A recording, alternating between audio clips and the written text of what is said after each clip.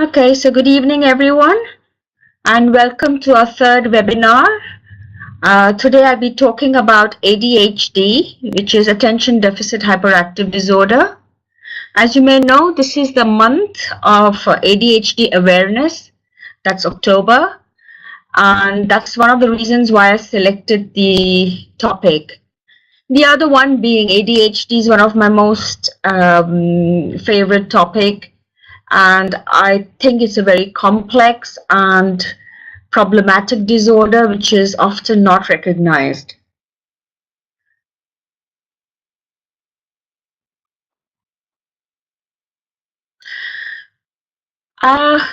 This is a picture of showing all the very famous people: Stephen Hawking, Elvis Presley, Walt Disney, Leonardo da Vinci, Thomas Edison, Emma Watson.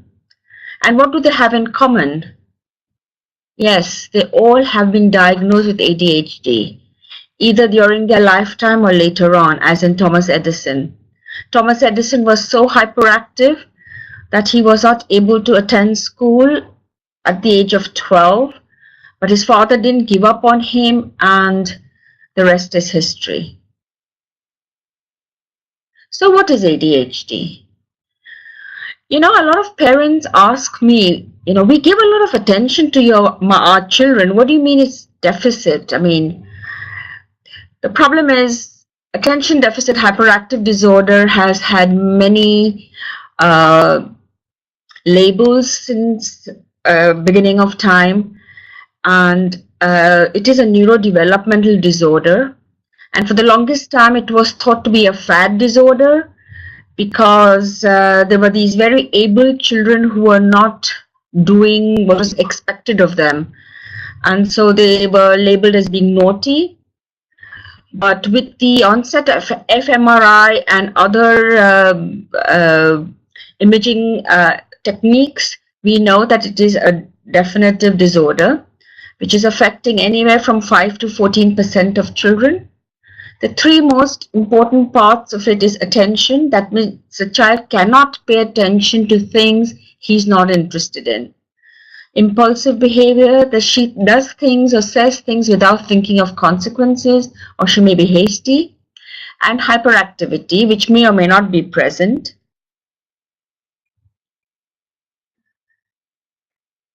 There's been a lot of different studies looking at the prevalence of ADHD, and it's anywhere from a meta-analysis was done where they looked at 175 research studies worldwide, and they found that 7.2% worldwide children have ADHD, which is 129 million children. This is the CDC figures on your right side of the screen. CDC is a Center of Disease Control in the USA, and they have say overall the present figures are 1 in 11.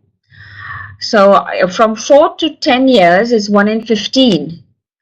From 11 to 14 years is 1 in 9, and from 15 to 17 it's 1 in 10.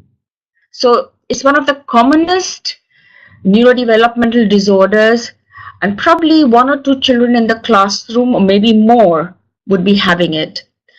Studies have also shown us that expatriate communities like Dubai, Hong Kong, Belgium, they have a higher rate of ADHD because of various stressful factors and all that. So in Dubai, we don't have our own figures. Okay, so this is the history.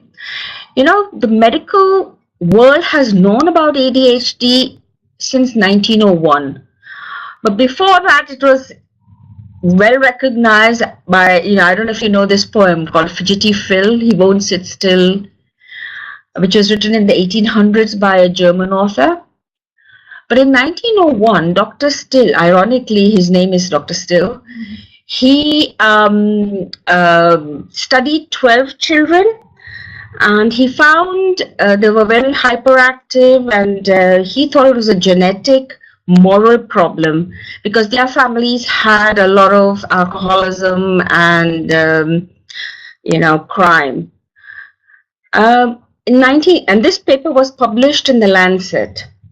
In 1918, there was a pandemic of flu, the bird flu which you see nowadays, and that caused kids who were normal to behave in this way, hyperactive, difficult.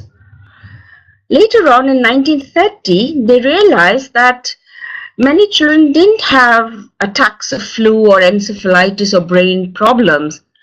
And so they said, okay, it's minimum brain damage. But then in the 60s, they realized that a lot of these kids were very bright, so they called it minimum brain dysfunction. It was only in the 70s that they started separating learning problems from behavior. And in the 80s, they realized and talked about attention. From the 1990s, they have started talking about executive function deficit. So what is executive function deficit? It is self-regulation. It's the ability to regulate yourself. So it's not necessary that they don't have attention.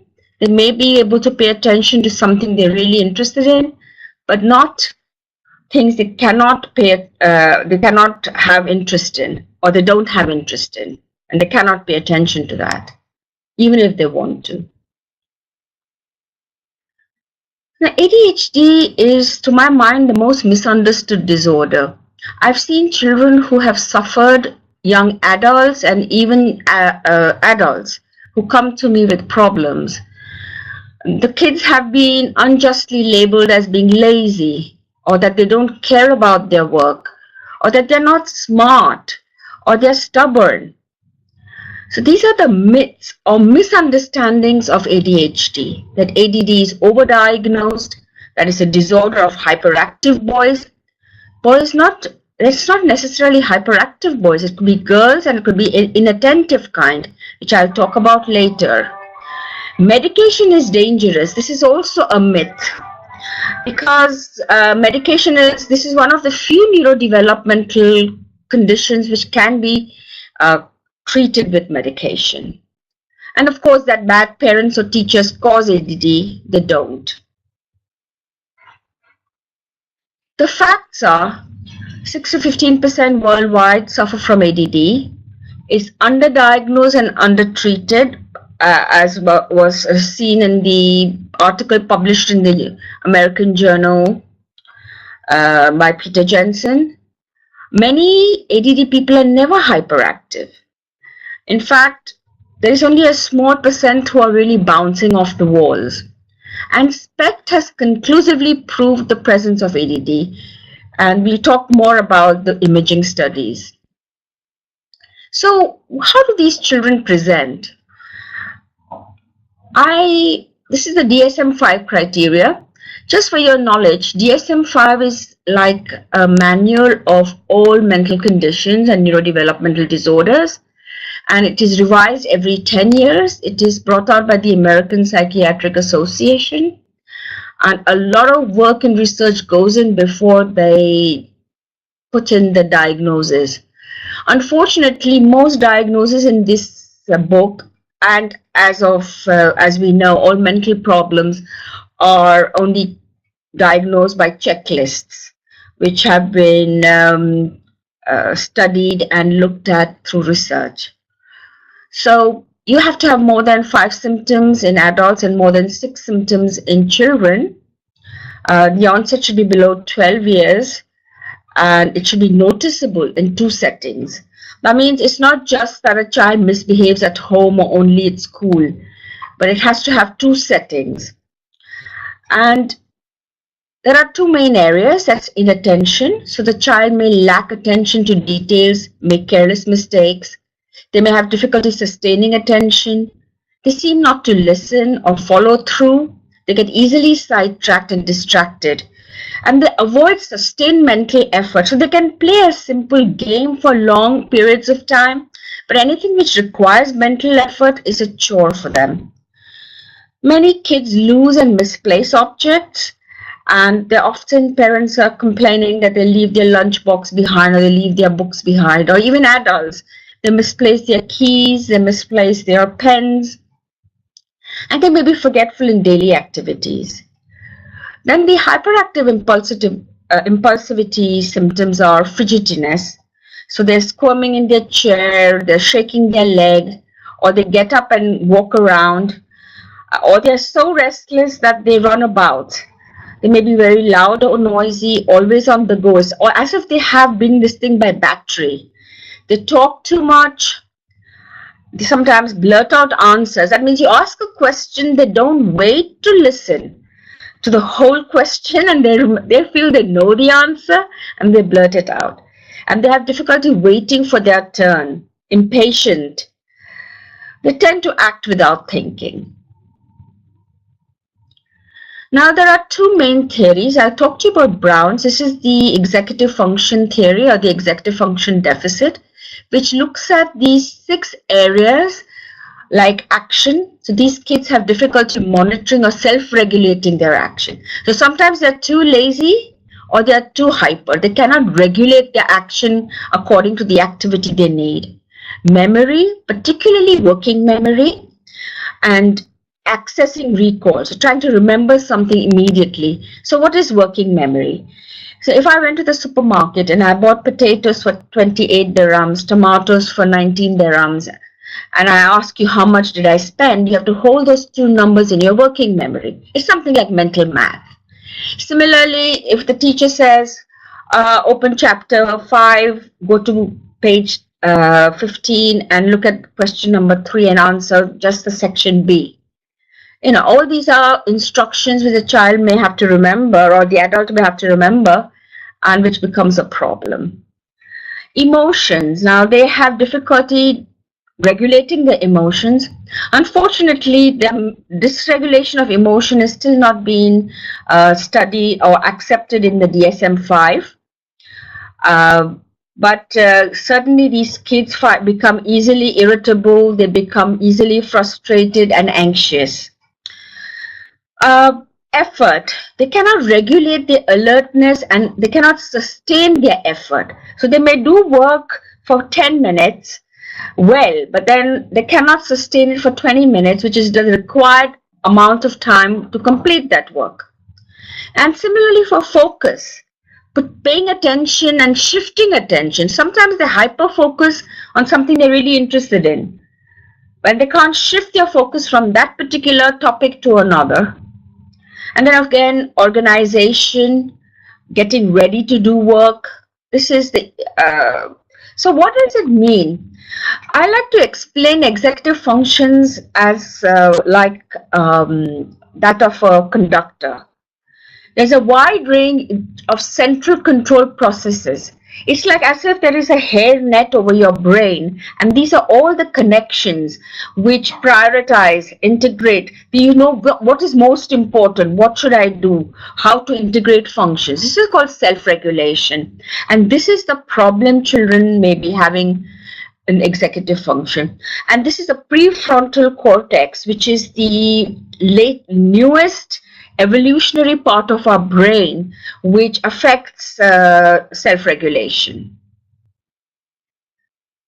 There's another very famous theory called Buckleys Theory of ADHD. Buckley is another guru of who has done a lot of work in ADHD, and he says that the main problem, again, it's at the prefrontal cortex, but it is response inhibition. The child is unable to inhibit their response or their behavior so that it affects their working memory, self-regulation, motivation. There's something called internalization of speech.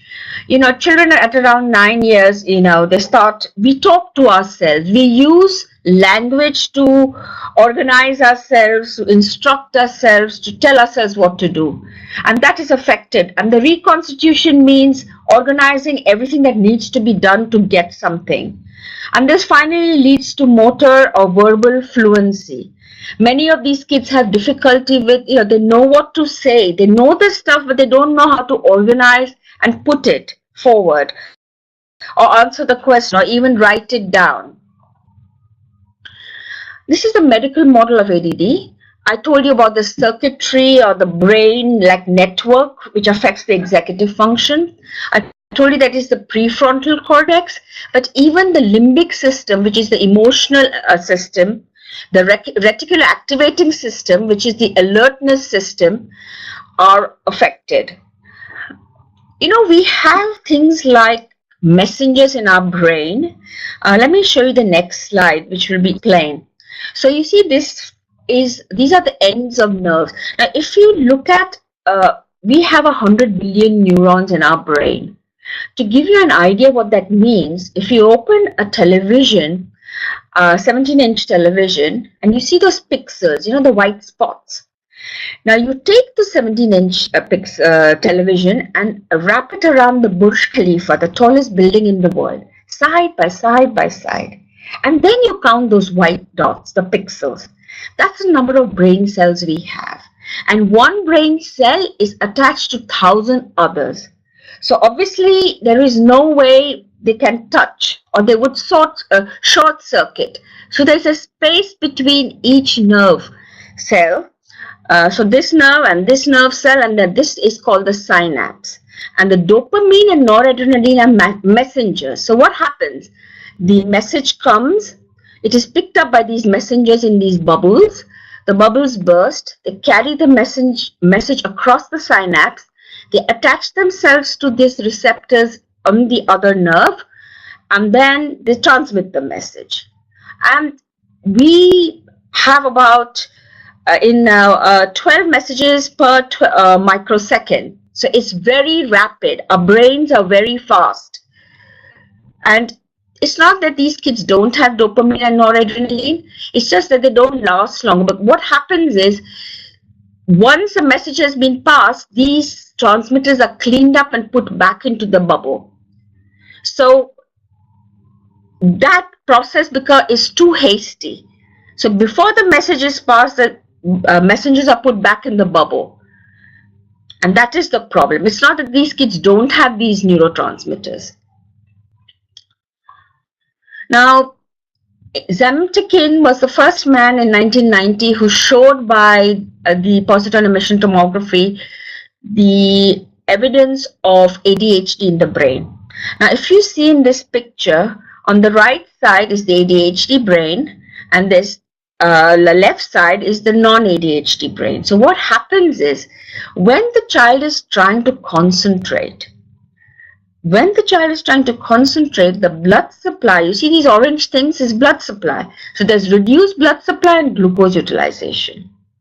So the brain is not alert. And this is the reason why many of the kids remain hyperactive. This is known as a vigilant theory. So because their brain falls asleep, so they keep moving to keep their brain, or they keep shaking their leg to maintain the metabolic activity of the brain.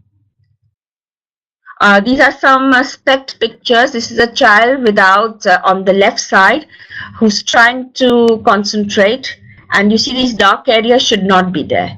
After medication, this is concentration with the medication, and you see the dark areas, so glucose utilization and blood circulation improves. This is another image. The white area should not be there. This is 1 month after treatment, and this is 6 months later. And just to tell you something, you know, we are dealing with children. It's a growing organism. It's a developing person. So the same way as how a child learns to walk, so first it will sit up, then crawl, then walk, and then run. Similarly, our attention spans also start to increase with age. So we must keep this in mind before we decide that this child has a problem. And so I've put up this slide to see, it's about 2 minutes per year of age, or 5 minutes. Again, this is an average, and of course some kids are better and some are worse. So what are the types of ADD? I don't know if you have seen Winnie the Pooh. It's one of the charming stories read to children, and it was one of my daughter's favorite. And according to their characters, you see 3. So there is Tigger, who's hyperactive, restless, disorganized, inattentive, and impulsive. Then there is the inattentive kind, where that is Winnie the Pooh. inattentive, sluggish, slow moving, seems to not be motivated daydreamer. And then there's a predominantly hyperactive. So over focus, obsessive, hyper.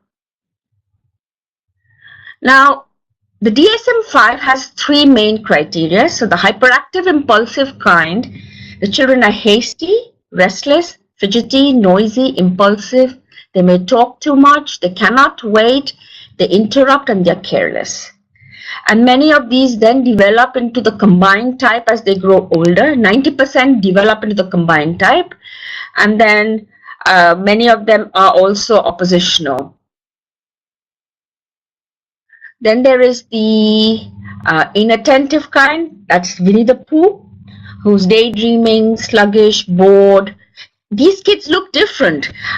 A girl who is inattentive, who's not causing trouble in the class, can be easily missed. These kids can be easily missed because they don't cause trouble. They just don't pay attention and they don't do well. And many kids who are very intelligent may actually manage, but they don't achieve their potential. They have no sense of time and they're often preoccupied. This is another slide showing you the inattentive kind, because some people believe it may be a different problem altogether, but they are more prone to difficulties with information processing. They're slow. They take time to do things. They take time to finish their work. They may be poorly focused. They have erratic retrieval. So they forget the word. They want to say the word, but they can't get it out. They may be withdrawn. They're not hyper. Remember, they're not they may be withdrawn. There is no evidence of impulsiveness, executive function deficit. And then, of course, the commonest variety is the combined both the attention problem as well as the hyperactive impulsive behavior. And these form the majority of the cases. They have both the inattention as well as the hyperactive problems.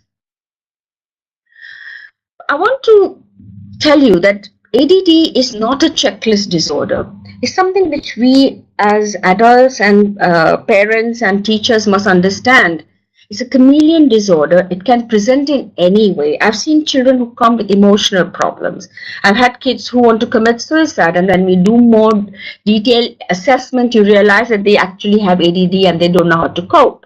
I've seen kids who present with learning problems. That means they come with dyslexia. And, or there are children who come with behavior, oppositional problem. They don't listen, they're defiant, they're difficult. So it's a chameleon disorder, and it depends on the age of the child, the type of ADD, the associated conditions or comorbidity as we call it, which I'll be talking to more. And very importantly, child management skills. There is a good fit theory proposed by Thomas and Chess in the 70s. A child who fits well in his atmosphere. There may be a child who's temperamentally active, restless, and if he's in a family who's very strict disciplinarian, they don't fit, so the problem becomes worse. Or if the child is very inhibited and withdrawn and the parents are pushing and trying to shame the child into being more, it's not a good fit. This is Amen's classification. So as you can see, the more complicated, how complicated the clinical presentation of ADHD is. So it's not a checklist disorder. I would like to emphasize this. And again, Amen talks about hyperactive, inattentive, combined, overfocused. Overfocused are those who have OCD-like behaviors. They may be compulsive, obsessive. The temporal are quite angry. They may have reading problems. They may have violence in the family history. The limbic are the depressed ones who are withdrawn, who have, because they have associated depression. Or the bipolar, the ring of fire ADD, as it's called, where they are temperamental, moody, hypersensitive to sound, and anxious. So you can see how complicated the clinical picture can be. Now, ADHD varies in setting. So that's why it becomes even more confusing for parents and teachers. So the symptom, I mean, a child's attention is better when the activity is fun. It's worse when it's boring. The child's behavior is better when the rewards are immediate or the consequences are immediate. Like in a video game, immediately you get a feedback. Or they are worse if there is a delayed consequence. It's better if it's frequent. Feedback is frequent. It's not good if it's infrequent. So if the teacher or the parent doesn't give feedback immediately, the behavior is worse. It's better if the task is salient. Salient means it's something which is important to the child or the adult. If it's early in the day or late in the day, if it is supervised to unsupervised, if you leave a child or even a university student, leave the university student on the screen, they're doing some research for their thesis, and then they start seeing a movie, they may start seeing something else, and they get distracted, and then they're better with one-to-one than in group situations. So the personal tutoring helps them. Any novelty, new ways of presentation, new learning is better than familiar. Interestingly, fathers have a better control than mothers.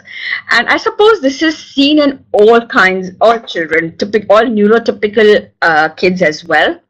But in fact, they had a study where they put the father's voice on a recorder, and they had the child carry it to school, and the father would say, pay attention, don't do this, don't do that, and And of course, in the examination room, as compared to the waiting room, so if the doctor sees the child and the mother says, this child is so difficult, and there the child is sitting quietly in the chair, looking very angelic, and so it depends upon the setting. It depends. If the child is good in math, he will be very good in that lecture, in the lesson.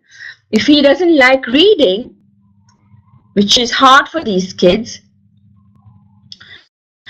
Now, ADD also changes with age. So we no longer label them as inattentive, combined, hyperactive, because they change as the child grows. So from a hyperactive, aggressive, low frustration tolerance, they become inattentive, easily distracted, impatient, bored. These are the problems. In preschool, you'll have mainly behavioral issues. In school age, it may be academic problems along with behavior. And adolescent, things like self-esteem issues become more important. Social interactions. And then, of course, smoking, injury, or college age, academic failure, but injury, accidents, but substance abuse becomes a problem. And as an adult, again, all these along with occupational problems. So what causes ADHD? Why do our children have these problems? There are three ways: the biological, psychological, social. Genetic is the biggest cause, and almost 0.77, so 77% to 80% of the reason is genetic. Many families have it in the taking a family history is really important. Head injury, toxic exposure to lead, for example, medical problems like encephalitis. I remember I talked to you about the endemic of flu. Some diet, lack of exercise, all this can give rise to not just ADD but impact ADD. And psychological, early abuse and disciplining.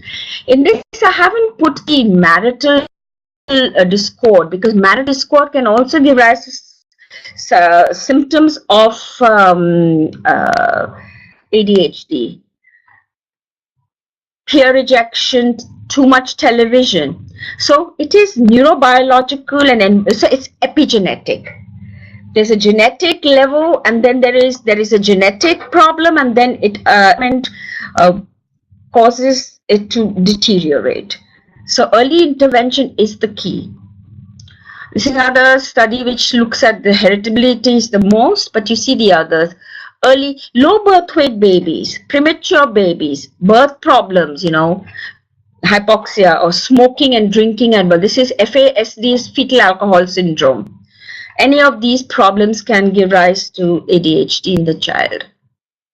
Now let's talk about impact. What does ADHD do? It's not a sign of intelligence. Many of these kids are very intelligent. In fact, as you saw in the first slide, there may be geniuses like Stephen Hawking. But how does ADHD impact these kids? It impacts their learning, it impacts their behavior, self-esteem and emotions, and social relationships. Before I talk about the negatives, let me talk about the positives about ADHD. 46 or 47% of the billionaires in the UK have ADHD and dyslexia. So they are very creative, they're adventurous and courageous, they have attractive personalities, they may be very magnetic, they can see patterns in chaos, they may feel comfortable talking in groups, they may be very musical, artistic, they may be very good in crisis. Interestingly, ADHD is seen like doctors would be more likely to go into emergency medicine because that's where there's constant, or they may choose careers like firefighting because it's a very it increases the adrenaline and it's dramatic, so they do better in those. The impact of no treatment or under treatment, the healthcare system. Many of these kids, a child who comes into the ER several times with fractures or injuries or bumps and all, that the child may have a problem. If the child has school expelled or something, or a society, there may be substance abuse, family, stress in families. All this is impacted by, and this is CHAD. This is data on the cost of ADHD. CHAD is an organization in America. They are a body which educates and supports children and adults with ADHD. So in the education costs, because of special education, maybe speech therapy, because they fail, because of disciplinary incidents, it's almost 19.5 billion total in the States. Healthcare costs, they need evaluation, treatment, doctors, and because of the ER primary, so the emergency, they have more accidents, they may have more emotional health. So all this, it is very expensive. So early recognition is the key. Now let me talk to you about comorbidity, associated factors. So let's see. This MTA study has shown that 70% of children with ADHD have one psychiatric problem. It could be mood problems, it could be oppositional defiance disorder, it could be conduct disorder. Take any of this. What is the educational impact? Many kids may fail, suspended, or not finish school. And this is the IQ levels in my own study. And as you can see, superior and average IQ are almost equal to borderline and deficient. So it's not intelligence at all, which is a problem. It is a problem, impacts working memory and processing speed. And this is the reason why even very bright children don't do well in class, because of the problems with how fast they process information. The common factors which affect learning is because of inattention. They have difficulty listening, they daydream, they lack attention to detail, they make careless mistakes, they flit from tasks, so they don't finish, or they're impulsive, they hate writing, they don't double check. All this results in learning difficulties. Same thing with organizational skills, that sequencing, planning, losing homework, all this. You see this 2 + 2 is a cat. It's a cute little. Also cognitive. It also has a cognitive means, even though they may be intelligent, they may read or write or respond slowly.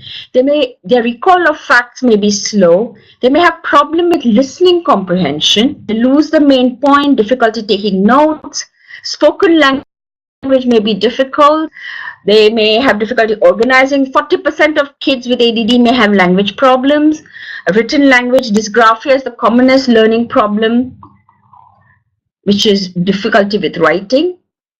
Now, this is a very good study done by Yale University in the US. 103 adults were studied, and they had IQ of more than 120. That puts them in the top 9%. Yeah, and they came with problems, and you can see most of them did finish school, but 40% dropped out at one point or the other.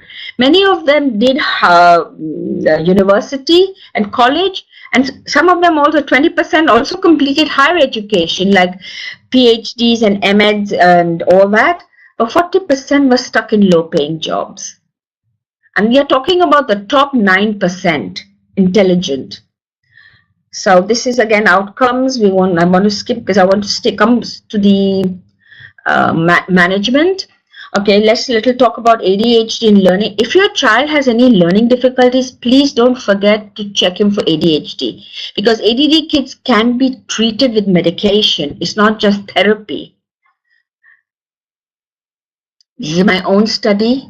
Learning disability in those without ADHD is 5%. This is in CDC, American figures 45%, and my study 54%.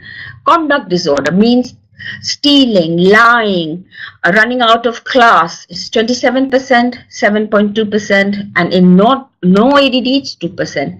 Anxiety 18% to 2%. Depression 15% to 1%. Speech problems 12% to 3%.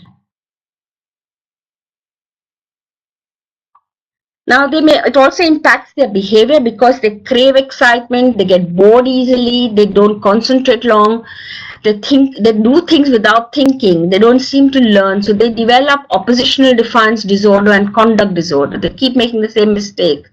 And studies have shown that 10 to 70% of prisoners have ADD. It's not because people who commit crimes are bad, it's just that they're impulsive or impatient. They may have more problems with substance abuse. Occupational outcomes, 11 times more likely to be unemployed, may have been fired, 61% get fired easily, 53% more likely to quit jobs. They get bored easily, so they quit jobs. Social and emotional problems, because they're rejected or bullied, they develop anxiety, depression, and low self-esteem. Because of chronic failure, learning. And I have kids who say to me, I'm not a good boy. So why do you get into trouble? I don't really know. I'm not a good boy. It's heartbreaking when you listen to the children when they talk to you. And, they don't seem to, because it's not that they're doing all this deliberately. It is something that happens because of their way their brain is functioning. And remember the good fit. If we understand, we can do better. This is stress in families. In my own study, you can see the moderate to severe stresses is seen in almost 50% of families. And divorce and problems are higher. So let me come to treatment, because this is a main important part. Of course, a complete diagnosis is very important. Remember, I've told you it's not a checklist disorder. And medication is recommended. Is one of the few conditions which can be treated through medication, but it's not the only treatment. There is one of them is educating the parents and teachers and the child on what is ADD. Then we do counseling, improvement of self-esteem, coping with their feelings, classroom management, parent effectiveness therapy. So remember, again, keep remembering good fit. See what your child needs, remedial training and organizational training. Now, this is Buckley's. Based on his theory, environmental modifications are very important. So we modify the environment to help your child. There should be no delay between response and outcome. That means if a child does something, he should get the answer or response immediately. That helps him to focus. If it's a long task, break it down into smaller components. That helps him. It's called chunking. Take one task, put it in little bits so the child is able to achieve better. And the most important key concept is point of performance. What does that mean? It means you cannot tell the child that, okay, you didn't do well in school today, so I'm going to punish you.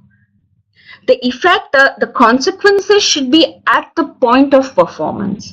You can't say, okay, you will get a reward. At the end of the week, I will take you to see a movie, for example. End of the week is too late. You have to use tokens. You have to use, now external rewards and motivation is not bribe. It is giving external motivation improves the level of the adrenaline and dopamine. Low dopamine levels affects motivation.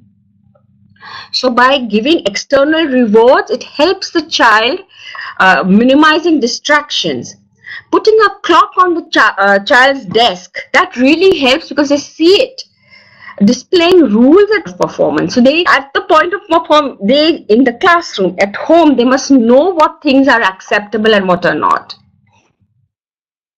Remember, ADD kids need more independence and freedom, but they need supervision as well. So you have to balance that. Have few rules which are jointly developed. Talk to your child. This protects his self-esteem and it makes them much more willing to work with you. So sit down to that and give them an opportunity to discuss the problem and say, okay, let's come up with the rules. Have few rules. Don't have 100 rules. Keep few important rules. Don't keep telling the child, don't do this, don't do that, don't do this, don't do that. It's very damaging to their self-esteem. Keep instructions brief. Now this is very important. Help them get started, whether it's homework, whether it's packing the bag. Help them get started and prompt them. So this is called coaching. Serve as a coach, reminder, but not overpower them. So don't step in, but help them step up, if you know what I'm saying. Be there, but don't that's a very fine line, and it's very difficult, I know, as a parent, that when do you cross that line? When you allow the child to do what they want, allow them to make their own mistakes and learn from them, and yet be there to help them. You have to teach them planning, time management, organization. It's very important to compromise. Don't be too dogmatic about what you want the child to do.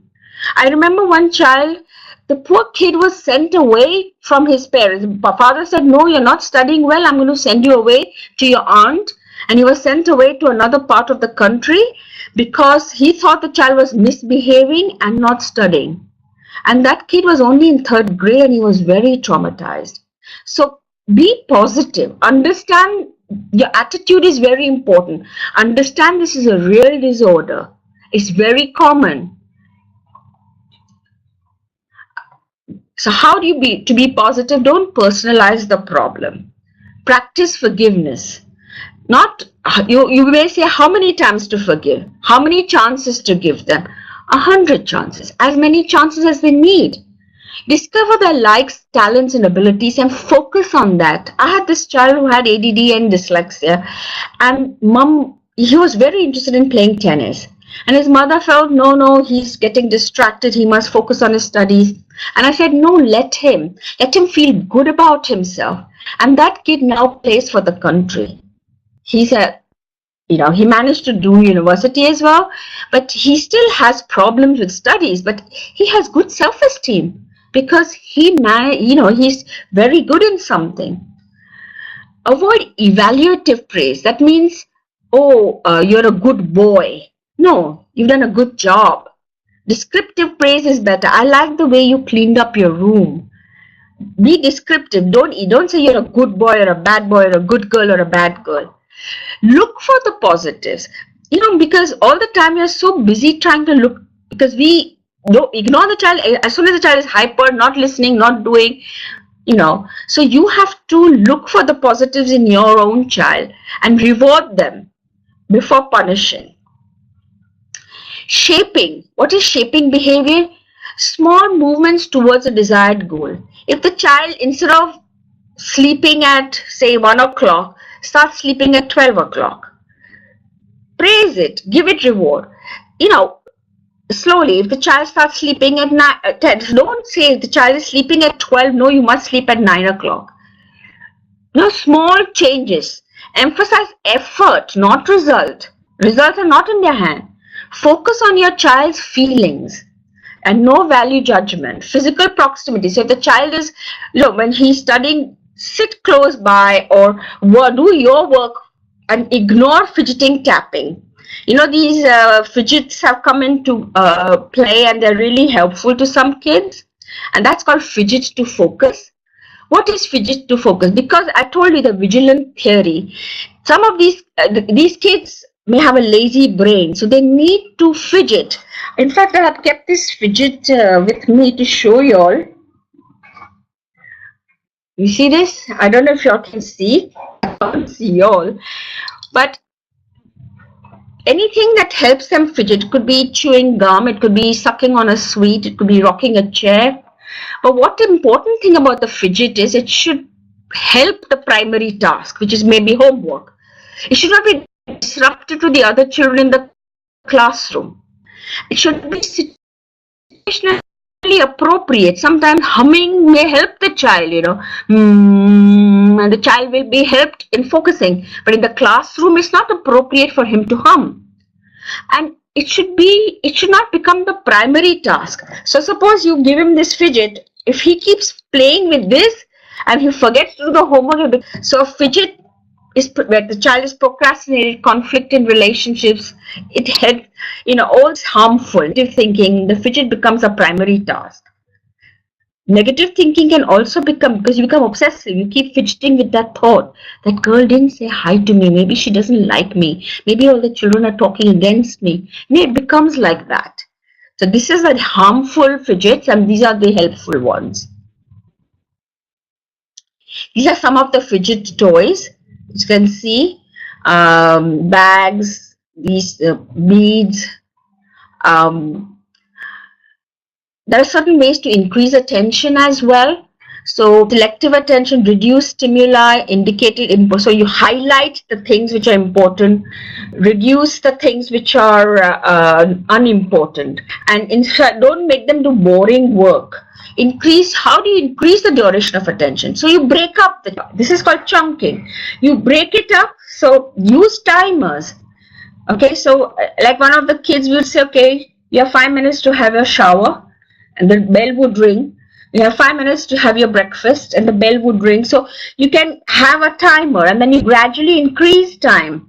Or you say, okay, 5 minutes you do your homework and you get a break. The timer rings, you get a break. You make it into 7 minutes and make it into 10 minutes, things like that.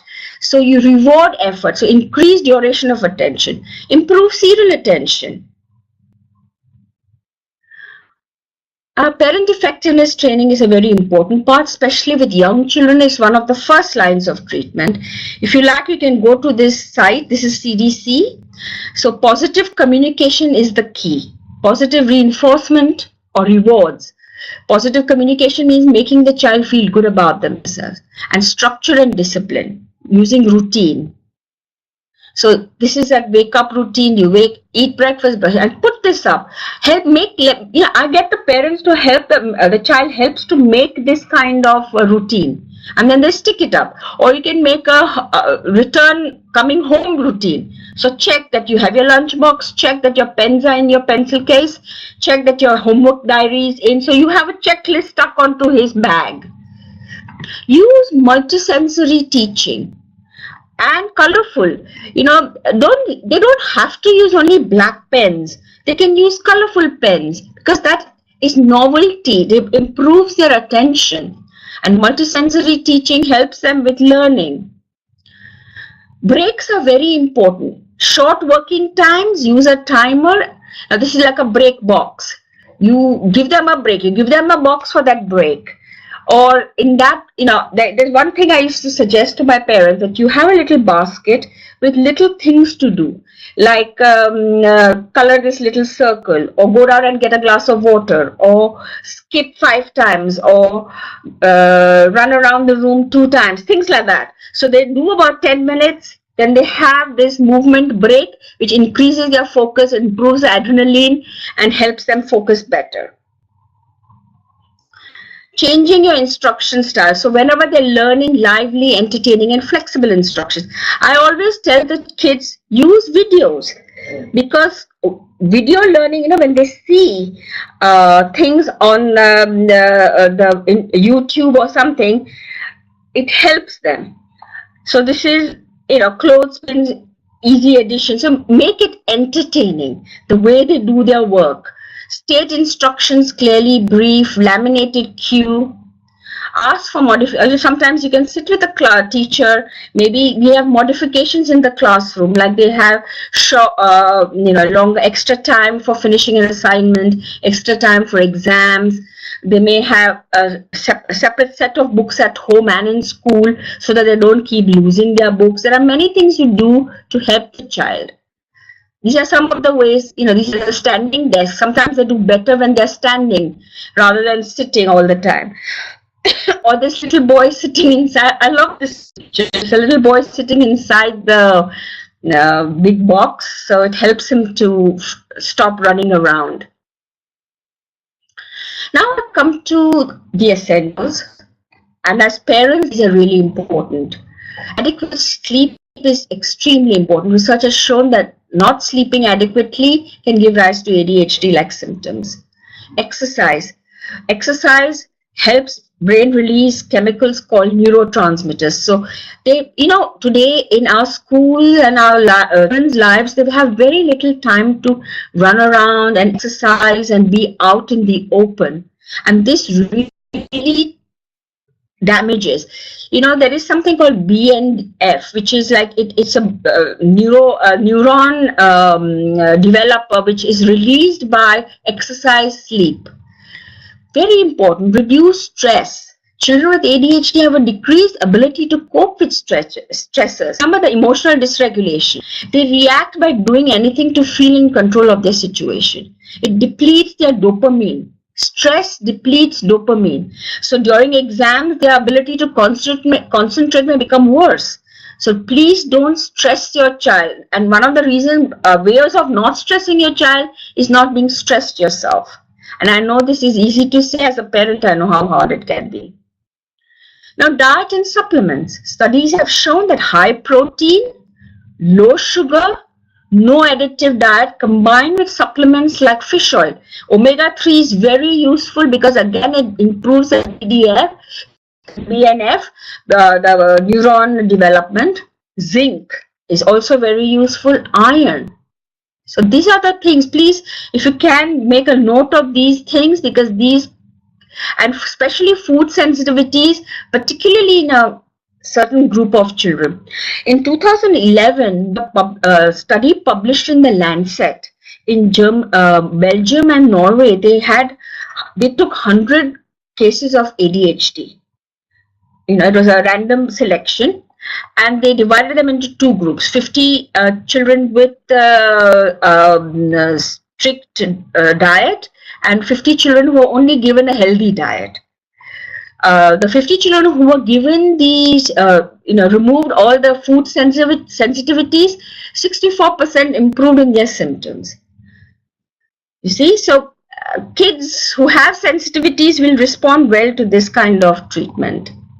This is a study which is showing the iron deficiency in children with ADHD. You see on the left side is the control, and you can see the level of ferritin in the blood, which is the storage iron. And you see children with ADHD, and you see how low the iron levels are. Iron, zinc, magnesium, these are very important in making dopamine. If you remember the dopamine, which is the neurotransmitter, or the brain messenger. Now this is drug treatment. These are the NICE guidelines supported by the UK. So a full pre-treatment assessment is a must. And whenever there are methylphenidate has been around since 1957. It is a very safe medication. Atomoxetine is a newer one. In the West, they have more than 20 or 30 different preparations of stimulant and non-stimulant medications. Over here, we only have these two. And when you start treatment, remember the comorbid conditions, the compliance issue, misuse, and preferences. So a comprehensive plan is needed. We must monitor side effects and low. Antipsychotics is not true if the child has bipolar kind of symptoms, and antipsychotics are definitely needed. So how do these methylphenidate act? It blocks this transporter. You remember I told you that the neurotransmitter bursts and carries the messengers across. So once the messenger attaches itself to this and sends the message, then only the transporter is supposed to pick these up and put them back. But they do it too quickly in children with ADHD. So the methylphenidate blocks this. So the dopamine is there longer in the synapse and the messages can be sent easily. This is a MTA study where 549 children were studied and followed over 14 months. They were put in 4 groups. There was only behavior therapy and other treatments. There was only medication, and there was medication plus behavior therapy. And as you can see, the medication plus behavior did the best. But interestingly, the medication alone did better than behavior therapy alone, because it is an organic problem. It's not that the child doesn't know what to do. The child knows, but he cannot do what he knows. But of course, all the children improved in all the 4 groups. So to summarize, ADHD is the commonest neurodevelopmental disorder seen in children. It can go up into adulthood, is highly genetic, it impacts all facets of life, and early diagnosis and treatment are important because they help to your child. Now, I'd like to say that my clinic from Dubai Healthcare City is moving to Jumeirah Lake Towers in GLT. This is my new address. This is a mobile number. Hopefully, we'll be operational sometime in November. Okay, if you have any question, please follow us on Facebook and like us on Facebook. And if you have any questions, please feel free to ask them. And I thank you for patiently listening to me. And happy Diwali and happy Halloween to you all. Bye-bye.